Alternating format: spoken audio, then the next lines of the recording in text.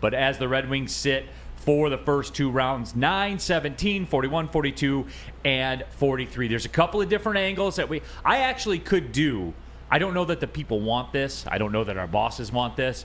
I could do an hour on the NHL draft. Just the assets, the trades, the philosophies, all of it. There is a lot to unpack with what the Red Wings have going on. I guess I'll start with the meat and the potatoes, D-Mac.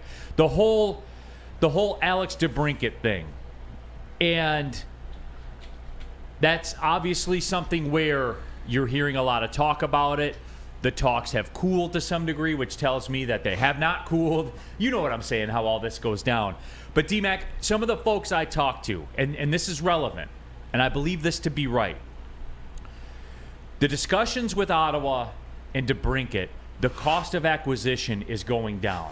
And as Spencer gave us an economics tutorial earlier and said, Spenny, the law of economics. Yes, supply and demand. Supply and demand. Yesterday's price is not today's price.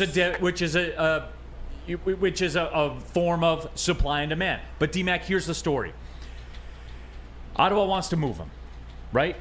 There's a finite amount of teams that can do business. I said you have to beat the other team's price to be able to get him. Dallas, one of the bigger suitors for DeBrincat, from what I've heard. However, Dallas has an issue in this that the Red Wings do not. Cap space. Well, here's cap space. Do we not preach about? Do I not look over to you every time and talk about draft capital, salary cap space, and whatever? And what has Steve Yzerman done? He weaponized both. Right? Got it to a point where he can pay whatever he wants, and he's got all the assets. If you're any team with any player, do you not look at Detroit and say, look at the resources they have that we could choose from? And that's from players on their roster to drafted players to players in the minors and players in Europe. Everything else. Steve Yzerman, what he's done has created value, right? The only thing they haven't done is made the playoffs and started winning games. But when you're looking at it and you are going to compete, right? You